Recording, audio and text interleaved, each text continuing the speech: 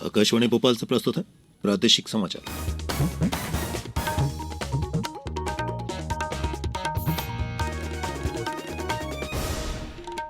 नमस्कार, समाचारों के साथ मैं प्रशांत सेंगर। सबसे पहले इस बुलेटिन के मुख्य समाचार।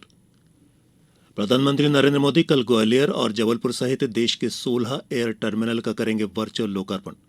केंद्रीय जल शक्ति मंत्री गजेंद्र सिंह शेखावत ने राष्ट्रव्यापी जल शक्ति अभियान का किया शुभारंभ। पूर्व केंद्रीय मंत्री और कांग्रेस के वरिष्ठ नेता सुरेश पचौरी अपने समर्थकों के साथ हुए भाजपा में शामिल। और भारत ने इंग्लैंड से जीता 5वां क्रिकेट टेस्ट मैच, सीरीज 4-1 से अपने नाम की। और अब समाचार विस्तार से। प्रधानमंत्री नरेंद्र मोदी कल ग्वालियर और जबलपुर सहित देश के 16 एयर टर्मिनल का वर्चुअल लोकार्पण करेंगे। इन एयरपोर्ट के निर्माण में लगभग 18,000 करोड़ रुपए की लागत आई है।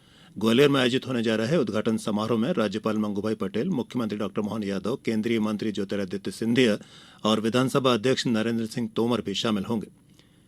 एयरपोर्ट परिसर में स्थापित राजमाता विजयराजे सिंधिया की प्रतिमा का अनावरण भी इस अवसर पर किया जाएगा।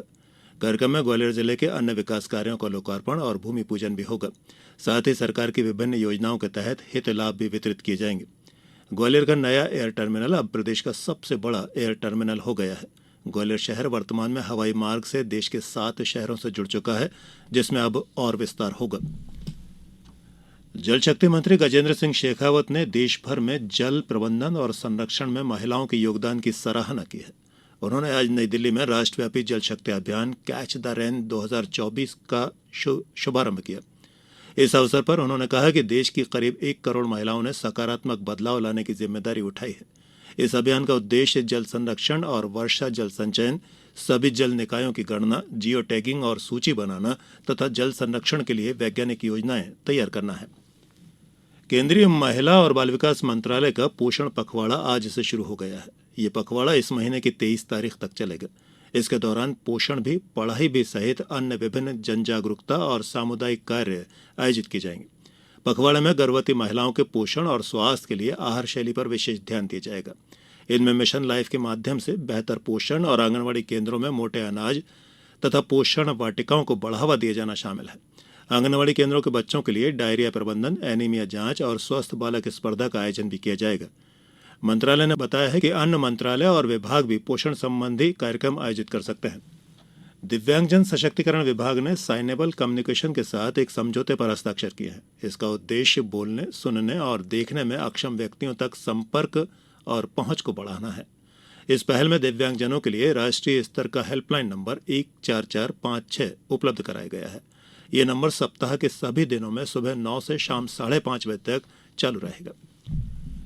प्रसार भारती समाचार सेवा प्रभाग आकाशवाणी पूर्णकालिक अनुबंध के आधार पर प्रादेशिक समाचार एकांश आकाशवाणी भोपाल में एडिटोरियल एग्जीक्यूटिव, समाचार वाचक, सह अनुवादक हिंदी पद के लिए पात्र उम्मीदवारों से आवेदन पत्र आमंत्रित किए गए हैं।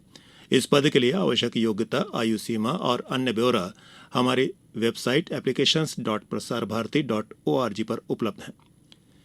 समाचारों में वक्त हो चला है एक छोटे से अंतराल का। ये समाचार आप आकाशवाणी भोपाल से सुन रहे हैं। हमारे समाचारों को अब आप कभी भी और कहीं भी अपनी सुविधा के अनुसार सुन सकते हैं। ये समाचार बुलेटिन YouTube, ट्विटर और फेसबुक पर AIR न्यूज भोपाल पेज पर सुने जा सकते हैं। इसके अलावा आप हमारी वेबसाइट newsonair.com पर या AIR न्यूज ऐप पर भी समाचार सुन सकते हैं। प्रादेशिक समाचारों में एक बार फिर आप सभी का स्वागत है।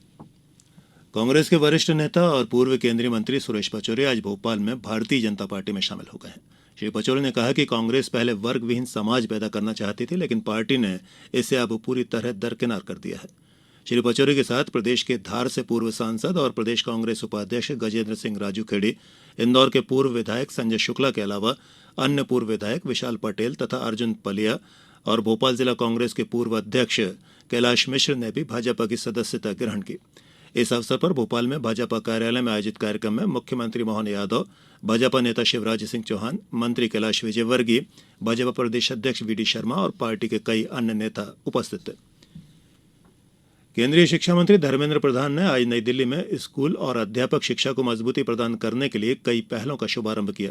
श्री प्रधान ने कहा कि विकसित भारत संभव बनाने के लिए कार्यबल में महिलाओं और पुरुषों की बराबर की भागीदारी आवश्यक है। उन्होंने कहा कि देश को विश्व की जरूरतों के अनुसार कार्य ढांचा बनाने की आवश्यकता है। श्री प्रधान ने शिक्षा प्रणाली में भारतीय भाषाओं को शामिल करने की आवश्यकता पर भी बल दिया। प्रधानमंत्री नरेंद्र मोदी ने बांस की टोकरी बनाने वाली प्रदेश की सागर जिले की सुशीला बाई की कहानी सोशल मीडिया पर पोस्ट की है।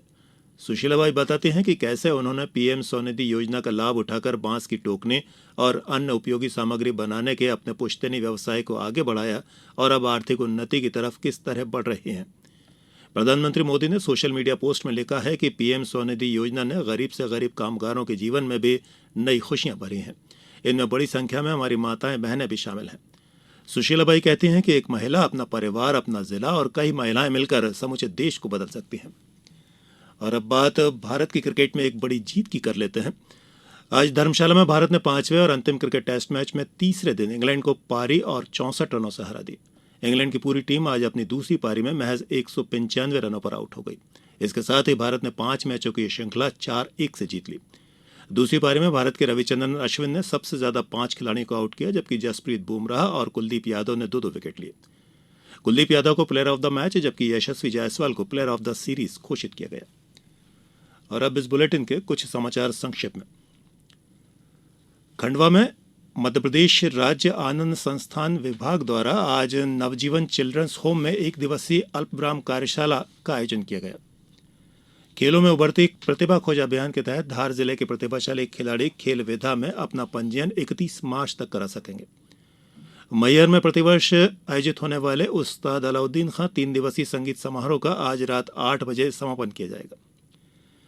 रीवा के शासकीय कन्या महाविद्यालय में उप मुख्यमंत्री राजेंद्र शुक्ल ने रोजगार मेले और करियर अवसर मेले का शुभारंभ किया। राज्यपाल मंगूभाई पटेल सशस्त्र सेना झंडा दिवस के अवसर पर 11 मार्च को भोपाल में राज्य स्तरीय कार्यक्रम में नीमच जिले को सम्मानित करेंगे। शिवपुरी जिले में देर रात एक सड़क हादसे में 2 लोगों की मौत हो गई और 2 लोग गंभीर रूप से घायल बताए गए हैं। जल जीवन मिशन के सफल क्रियान्वयन से देवास जिले में स्वच्छ एवं सुलभ पेयजल आपूर्ति घर बैठे उपलब्ध होने से कई सारी समस्याओं का समाधान हो रहा है। और छिंदवाड़ा में शासकीय औद्योगिक प्रशिक्षण संस्था में 11 मार्च को 1 दिवसीय प्रधानमंत्री नेशनल अप्रेंटिसशिप मेले का आयोजन किया गया है। और अंत में इस बुलेटिन के मुख्य समाचार एक बार फिर। प्रधानमंत्री नरेंद्र मोदी कल ग्वालियर और जबलपुर सहित देश के 16 एयर टर्मिनल का करेंगे वर्चुअल लोकार्पण। केंद्रीय जल शक्ति मंत्री गजेंद्र सिंह शेखावत ने राष्ट्रव्यापी जल शक्ति अभियान का किया शुभारंभ। पूर्व केंद्रीय मंत्री और कांग्रेस के वरिष्ठ नेता सुरेश पचौरी अपने समर्थकों के साथ हुए भाजपा में शामिल। और भारत ने इंग्लैंड से जीता 5वां क्रिकेट टेस्ट मैच, सीरीज 4-1 से अपने नाम की। प्रादेशिक समाचारों के इस बुलेटिन में फिलहाल इतना ही। आज्ञा दीजिए, नमस्कार।